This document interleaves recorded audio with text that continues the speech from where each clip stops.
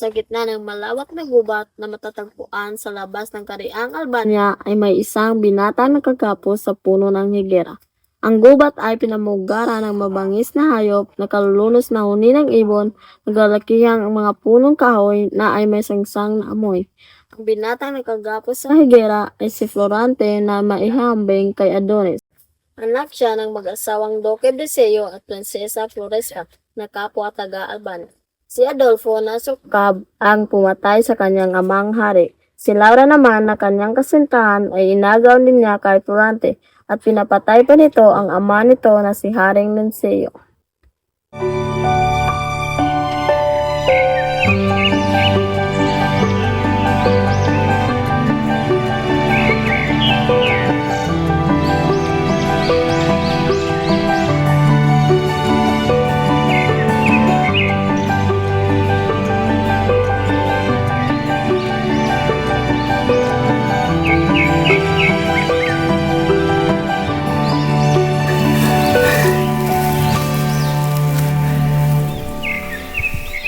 Diyos ko! Bigyan niyo po ng katarungan na nangyayari sa Albania dahil wala ka na makikita mabuti. Dahil lahat ng gumagawa ng kabutihan ay may parusa ng kamatayan. Dahil naglipa na ang kalupitan, karahasan at pagsasamantala sa kapwa. Kaya wala na magagawa ang mga tao. Kagagawa nito ni Conde Adolfo dahil sa pagangadya sa kapangyarihan ng Albania. Ano taging malupit sa atin ang kapalaran? Nasaan ang katarungan? Ni isa wala namang dumamay sa akin. Saan na Laura ang iyong mga sumpa? Nasaan ang iyong mga pangako? Isa kang taksil. Bakit ngayon ay magpapakasal ka kay Adolfo?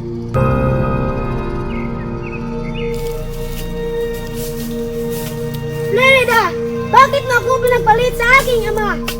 Sa dinami-dami ng pwedeng umagaw sa'yo, bakit ang ama ko pang iginagalang? Tapos na ang ating pagmamahalan. Ngunit patuloy na pumapatak ang bawat sandaling natitira habang ika'y kapiling ko. Siguro nga ay paalam na, subalit na iniwan kang kuwang sa puso ko. Nagkataon naming sa gubat ding yaon ay napadako si Aladdin na isang Morong taga-Persya na anak ni Sultan Ali Adab na dahil sa sama ng loob sa kanyang ama sa pagkakaagaw sa pag-ibig ng kanyang kasintahan ay umalis sa sariling bayan. Habang si Florante ay nakagapos pa rin sa higera ay may dalawang leyon na sa pagkita mo pa lamang ay parang kakainin ka na nila. Ang dalawang leyon na ito ay nasa harap ni Florante. Buti na lamang ay dumating si Aladdin, akala niya ito na ang katapusan niya. Nagsaapuno man din ang gerero na inusig ng daga ang dalawang leyon na naturan. Umano ang mga leyon at umalis. Inalalaya ni Aladdin si Florante. Biglang nanumbalik sa gunita ng binata ang ilang bahagi ng lumita. Gili kong Laura. Florante, sa mga bawat sandaling ikay hindi ko kapiling ay katumbas ng maraming taon para sa akin. Huwag kang maglala, Laura. Aking gili.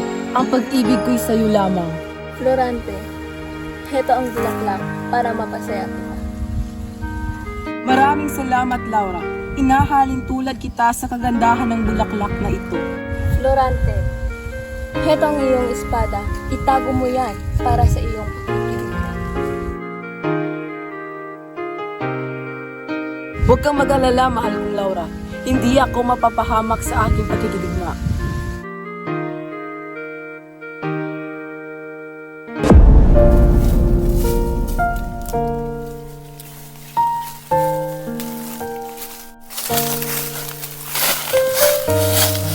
Ikay isang Moro! Oo, ako ay isang Moro, pero may puso rin ako. Huwag kang matakot, ikay aking alagaan muna.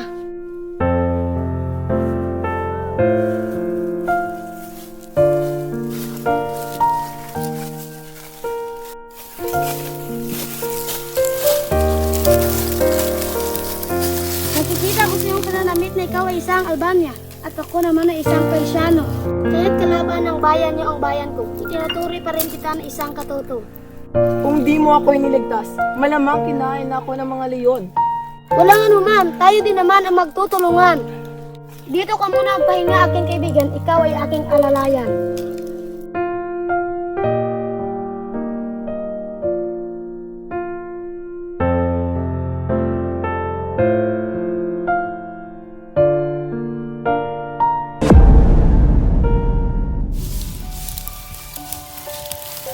ka nakatulog? Oo, para mabantayan kita sa gubat na ito. Maraming mababangis na hayop sa gubat na ito. Maraming salamat. Isa ka mabuting kaibigan.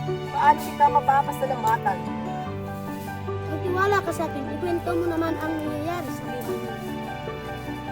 Ikikwento ko sa iyo ang mga nangyari sa aking buhay mula sa aking kamusmusan.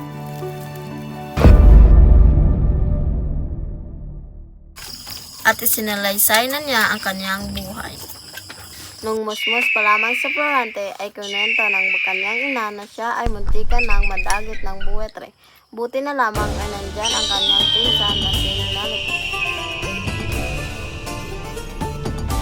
Florante, anak ko!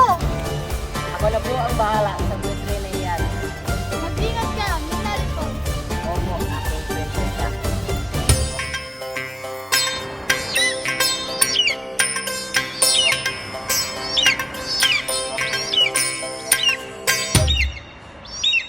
Ang aking anak!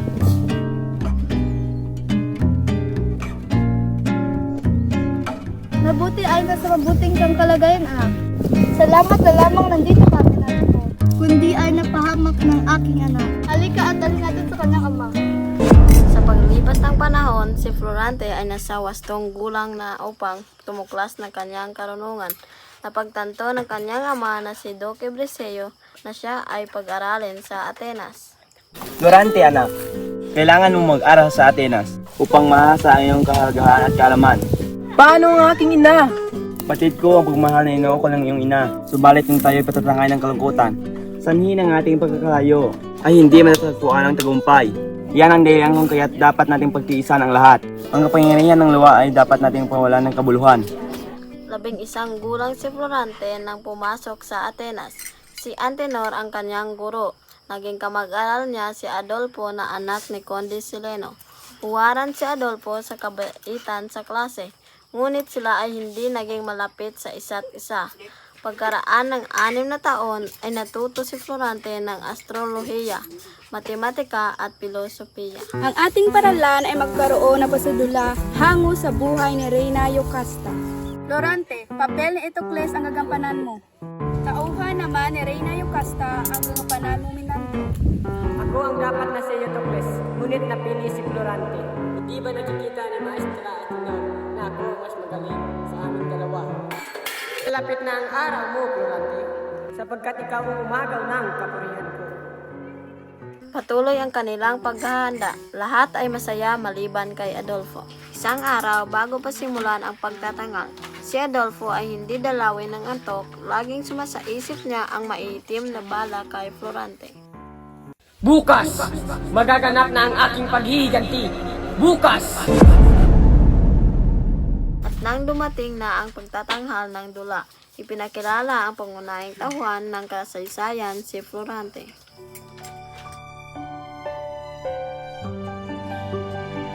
Aking ipinakilala sa inyong lahat si Florante bilang kaganap na Etocles.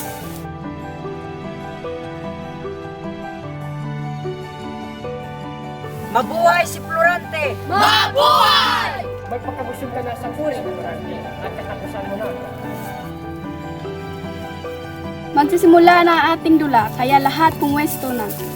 At sa kalagitnaan ng kanilang pagtatanghal, sa halip na sabihin ang nasa orihinal, ngunit iba ang nasabi ni Adolfo. Magpagkatatag ka na, at ito ang iyong katapusan. Ikaw ang umagaw ng kaparihan ko, kaya dapat kang matay. Mamatay ka! Tawan mo yan! Ano nangyayari dito? Bakit, Adolfo? Ano ang tinangka mong papatayin ang iyong kababayan? Isa kang baliw, Adolfo. Kailangan niyang mawala sapagkat inagaw niya ang karangalan ko. Isa kang habang, ulupong at sakim. Patayin si Adolfo! Patayin ang sukab! Sa muli nating pagtatagpo, titiyakin ko ang aking tagumpay, Florante. Hindi na nga inabot pa ng kinabukasan si Adolfo. Noon din ay pinauwi sa Albania.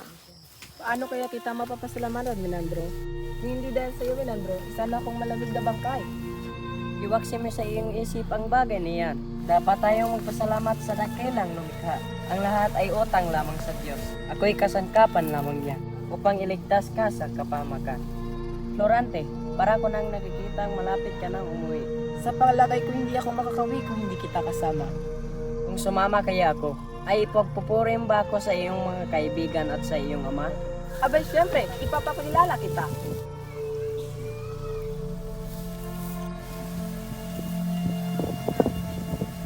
Ipagpatawad po ninyo ako sa aking pag-aabala. May sulat po kayo galing kay Dr. Seo ng Albania. Yan ang katotohanan, anak. Umano na ang iyong ina. Hindi ko na ito pinapaalam sa iyo noon upang huwag masira ang iyong pag-aaral. Ang iyong ama, Dr. Beseo. Wala na ang aking ina. Umabaging langit. Nakikiramay ako sa kalungkutan mo, Florante. Lakasan mo ang iyong loob, Florante. Ina, bakit hindi mo na ako hinihintay? Hindi ba't sinabi ko sa iyong ako'y magbabalik upang handungan ka ng aking tagumpay?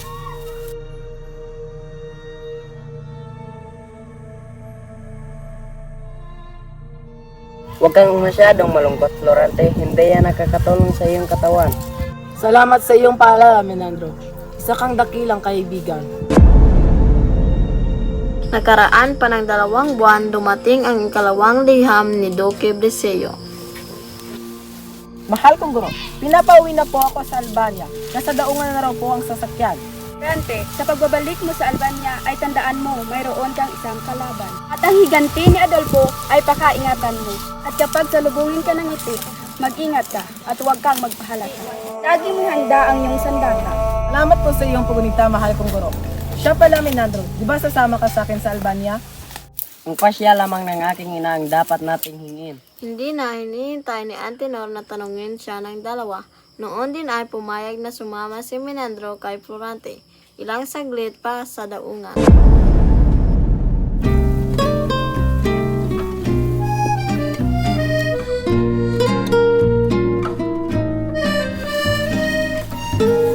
Okay, Briseo, nandito na po ang inyong anak.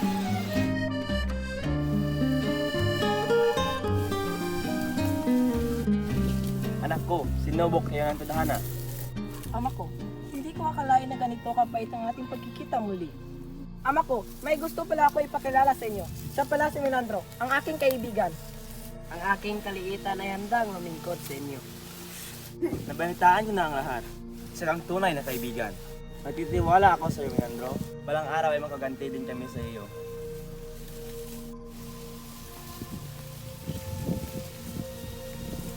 Doke, narito na po ang sugo. Galing na po ako sa palasyo ni Haring Linsio na siyang nagsabi na narito po kayo. Aalis na po ako. Ito nang galing sa inyong pinuno na siyang monarko sa Crotona. Kailangan niya ang tulong ni Haring Linseo. Ang kubkub ng mga Moro ang Crotona sa pamumuno ni General Osmale. Ano ang pasya niyo, mahal na Doke? Hindi nag-aksaya ng sandali ang mag-ama. Noon din ay nagsadya sila sa palasyo ni Haring Linseo at nang magkaharap sila. Mabuti ay nagsadya ka agad sa akin. Ang Crotona ay nangangailangan ng ating tulong. O Doke, sino yung binatang kasama mo? Ang kiyas nito ay siyang kamukha ng Bunying Gero. Ang aking napapangarap na nasabi ko sa iyo, na magiging haligi ng Sintrot Cotrino. Siyang bugtong kong anak kakarating lang galing sa Atenas. Si Florante ang inandog sa mahal mong yapak. Ibilang na isang bisalyot na lagad. Haring Poon, narito ako ngayon para sa inyong utos. Mabuting pagdating. Ngayon, ikaw na ang halal ng general ng aking hukbo. Sa kagustuhan na rin ng hari, ang magandang si Laura ay nakaumpok nila sa pag-uusap na iyon. Kakaibang damdamin ang nadama ni Florante. Halos litong-lito at dituwid magsalita si Florante at laging sumusulyap sa kagandahan ni Laura. At din lingid sa kanya ay gayon din ang nadarama ni Narito Laura. pala kayo, mahal kong ama. O Laura, aking anak. Napakaganda niya. Ano kaya itong nararamdaman ko? Pag-ibig na ba ito? Kay kisig na binata, sino kaya siya?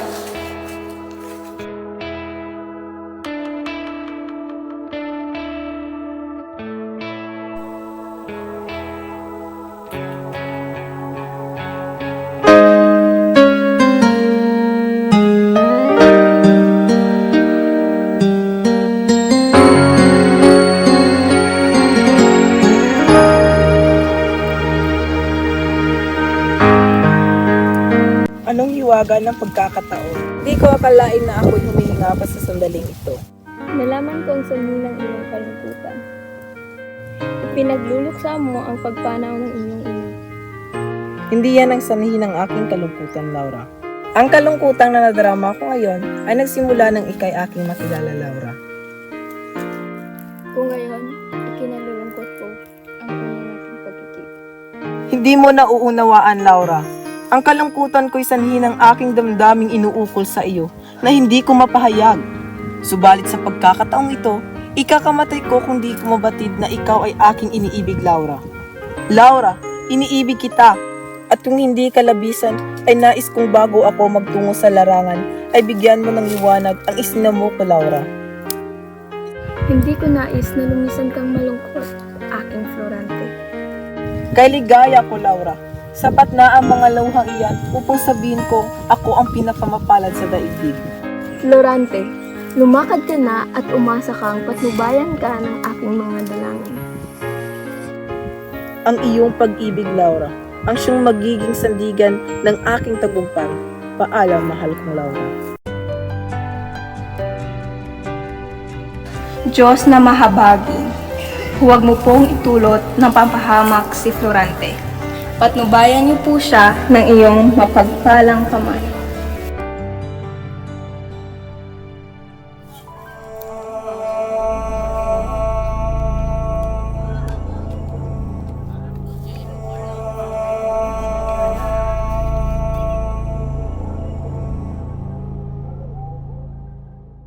Ang mga kawal at si Florante kasama si Menandro ay tumungo na sa Crotona.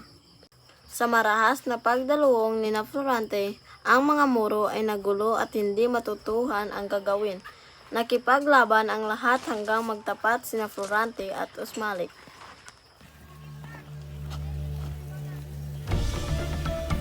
Yan ang Crotona, Menandro. Kailangan magsipaganda na tayo. Gawin natin bigla ang pagsalakay upang malito ang mga kalaban.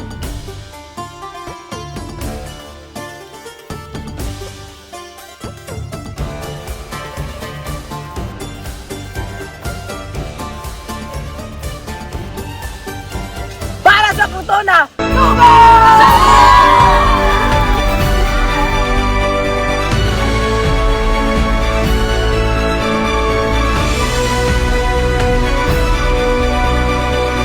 Ako ang hinahanap mo. Magbatatag ka na, may yabang ni General. Ikaw palang sinasabing Usmalik. Masusubukan ko ngayon ang tapang mo.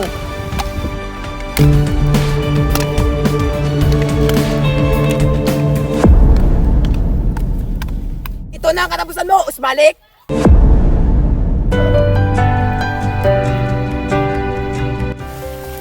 Nagsitakas na yung iba. Nagtagumpay tayo, Florante.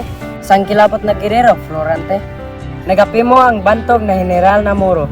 Ikaw naman, Menandro, kahanga-hanga ang iyong tapang. Tayo na sa palasyo. Mabuhay! Mabuhay! Florante!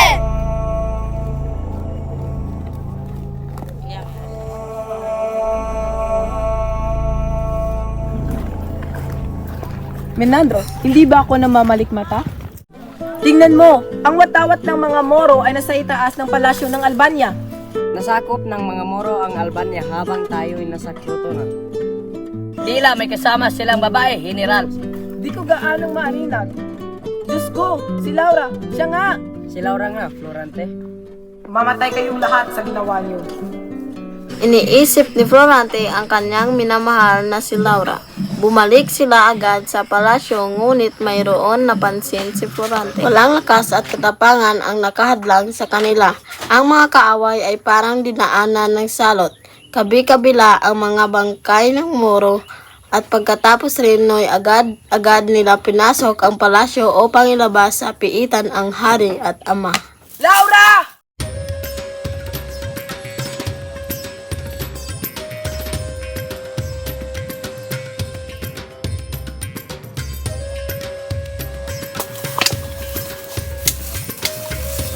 Laura, giling kong Laura. Anong nangyari sa'yo? Florante, salamat at piniligtas niyo ako sa tiyak ng kamatayan. Ang buong kaharian ay nasa kamay na ng mga Moro.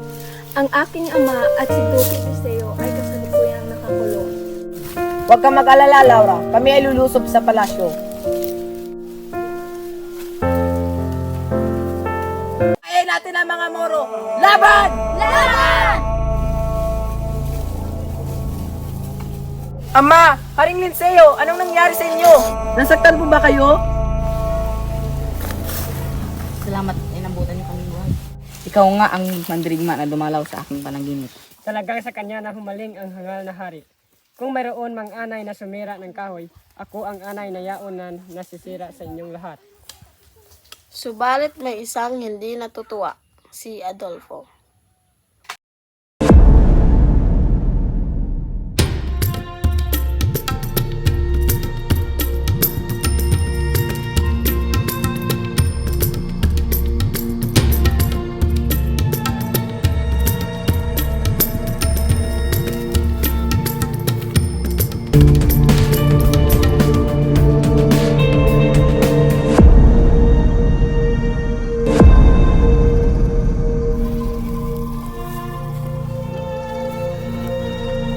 Ang tagumpay ni Florante ay sinundan pa ng lalong marami at malaking kapanalunan. 17 karian ang gumalang at sumuko sa kanyang katapangan. Ilang buwan ang lumipas, muling sinalakay ang Albania. Pumasok ang mga Turko sa pamumuno ni General Miramonet. At saka kauli-ulihan ay nanalo ulit sila sa laban sa mga mamanakop na nilalang. Nasa karian ng Etolya sina Florante pagkatapos ng laban ng may dumating na liham galing kay Linseo. Florante, itinapauwi na po kayo ni Haring Linseo sa Albania. Ano raw, Florante? Pinapauwi na raw ako sa Albania. At iwan ko raw sa iyo ang hukbo. Paalam mo namin nanto. Ikaw na ang bahala dito. Aalis na ako. Nakakapagtaka naman yata, hindi niya sinama ang mga hukbo.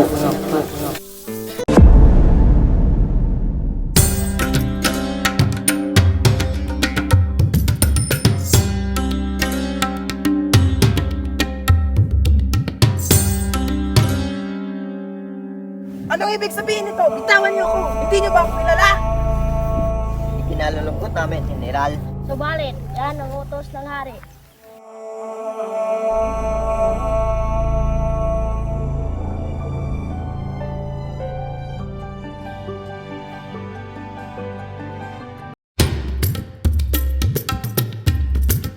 Magandang araw, inutil na General. Kamusta naman ang iyong kwarto? Maganda ba? Adolfo? Bakit ikaw nang namumuno sa Albania? Florante, kawawa ka naman at nahulog ka sa aking bitan. Alam mo naman na pinatay ko ang iyong ama at ang hangal na hari dahil hindi sila nararapat na mamumuno dito sa Albania. Mga walang utak! Pakawalan mo ako dito, Adolfo. Pagbabayaran mo ito ng mahal. Ngunit hindi ko lubos maisip kung paano naging hari ang isang duwag.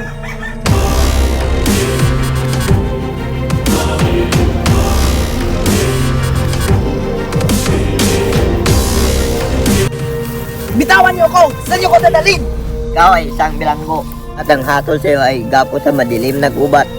At kailan pa siya nagkaroon ng kapangyarihang humatol?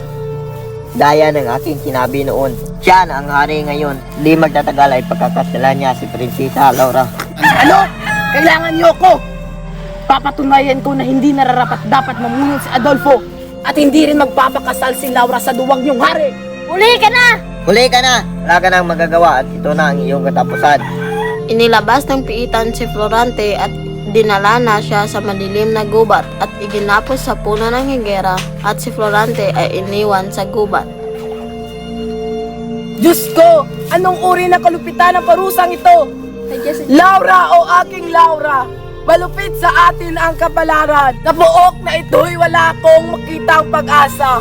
Saklolo! Lumipas ang magdamag na dialos na malaya ni Florante, isang pikit man ay di makatulog. Sa kabila ng naghihinang katawan ay pinipilit pa rin makatakas, subalit wala siyang magawa. Samantala, sa kabilang panig, isang gerero ang Napakadali naman sa gubat na ito. Dito na ako mapapalipas ng pagod. Saklolo! Sino kaya yun? Humihingi ng tulong. Sandali lang. Nasa panganib siya!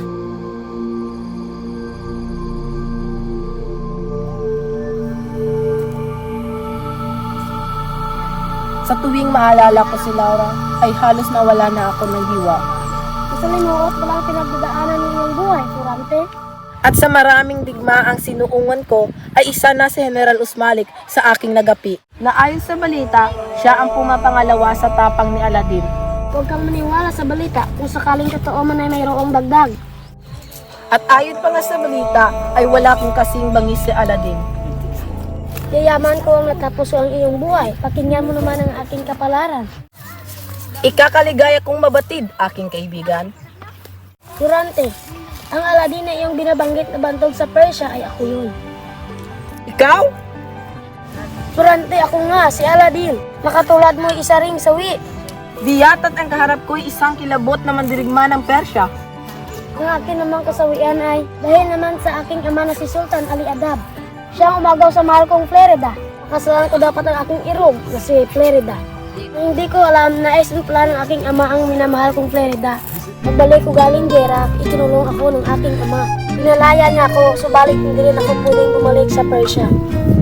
Kundi papatayin niya ako.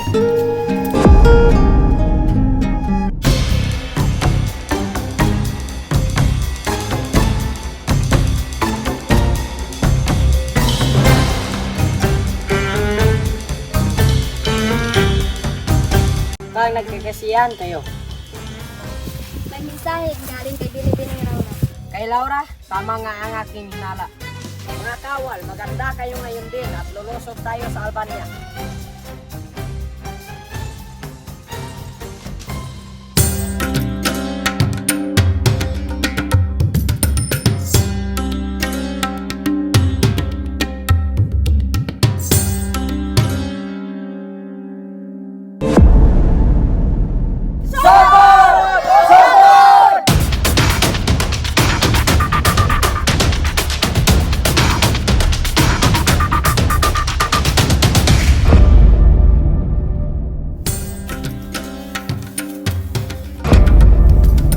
Magiging akin ka ngayon, Laura. Bitawan mo ako, halimaw!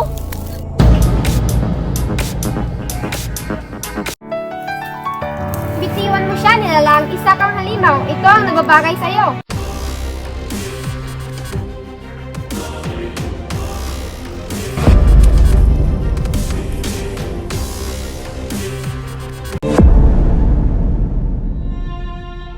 Maraming salamat. Pwede ko bang malaman ang iyong pangalan? Ako ay si Flerida.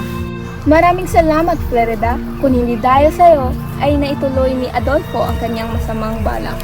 Siya nga pala, ako pala si Laura.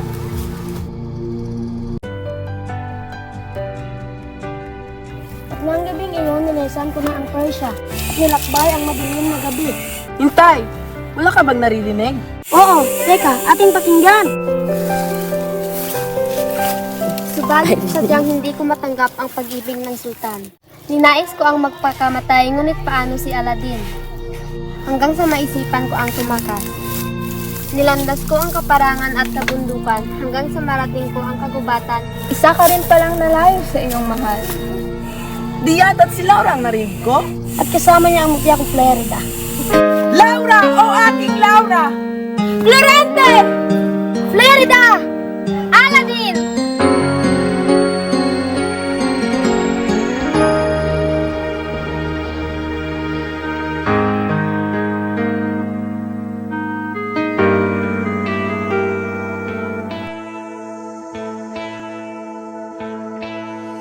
Flerida, aking mahal, papakasalan mo ba ako? At di naglipat araw ang dalawang puso ay pinagtali, sina Florante at Laura, Aladin at Flerida. Pagkatapos ng malaking piging sa palasyo ay nagpaalam na sina Aladin at Flerida. At si Florante at Laura ay naging uliran sa pamamahala ng kaharian. Malaki ang isinulong ng Albania. Magbuhat noon ay di na humiwalay sa kanila ang kaligayahan. Mabuhay si Florante at Laura!